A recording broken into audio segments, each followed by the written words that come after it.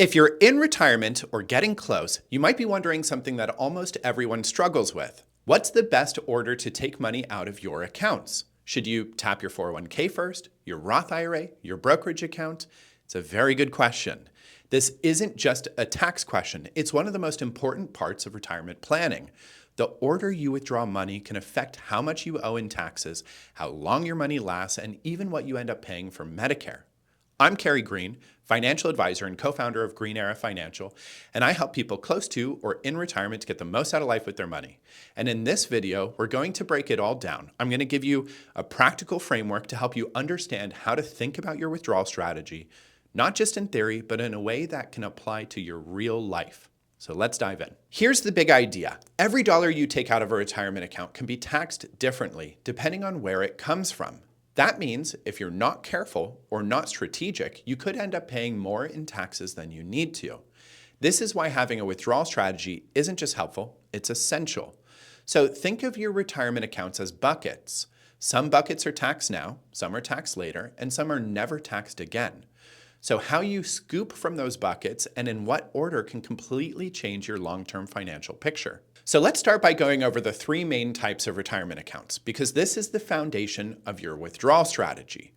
First, there's your taxable bucket. This includes brokerage accounts, savings accounts, and CDs. You've already paid tax on the money you put in, and now you pay taxes on any interest, dividends, or realized capital gains each year.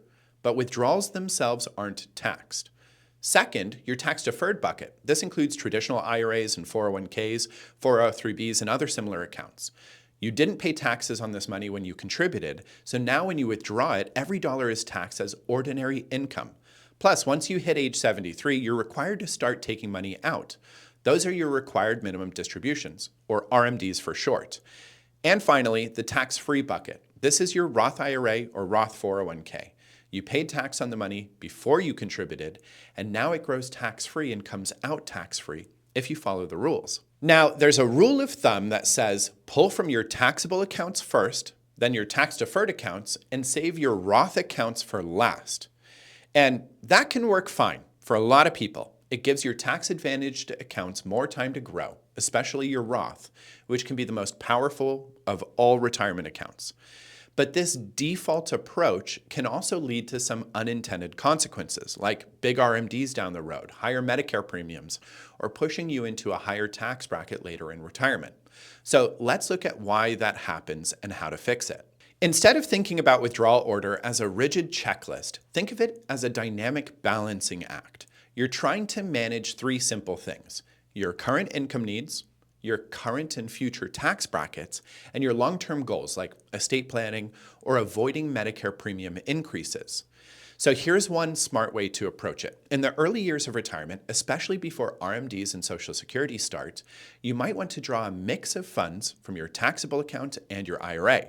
But at the same time, you can take advantage of those lower income years to do a partial Roth conversion.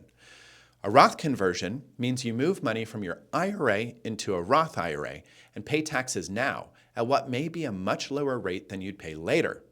So let's look at an example. Let's say you're married and your taxable income is only $40,000. You might be able to convert another $40,000 or more and still stay in the 12% federal tax bracket.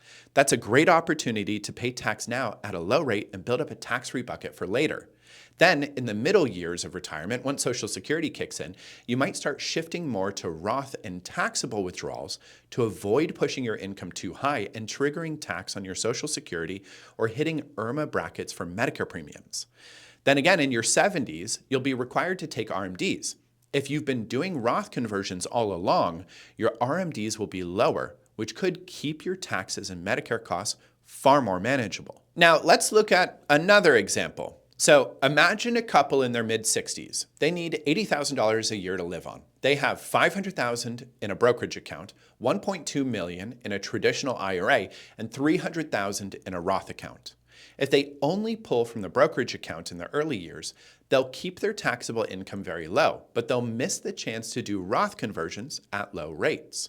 Then at 73 or 75, they'll get hit with big RMDs and a much bigger tax bill.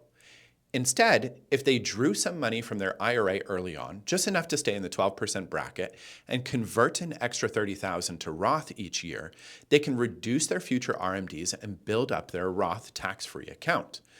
Over time, this might save them tens of thousands in taxes and help them avoid IRMA altogether.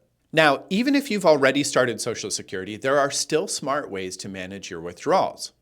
Remember that up to 85% of your Social Security benefit can be taxable, depending on your total income. So you might want to draw more from your Roth or taxable accounts to reduce the amount of your benefits that are taxed, but it's important to model it out.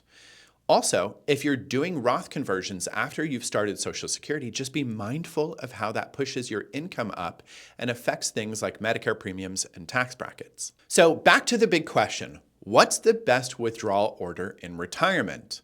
Well, here's the thing. It's not about following a rigid formula. It's about managing your income, your taxes, your healthcare costs, and your long-term goals year by year. For most people, the right approach is usually a blended one, pulling some from taxable, some from IRA, and making smart use of Roth conversions when your tax rate is low. But above all, adjust as you go. Retirement isn't static. Your plan shouldn't be either.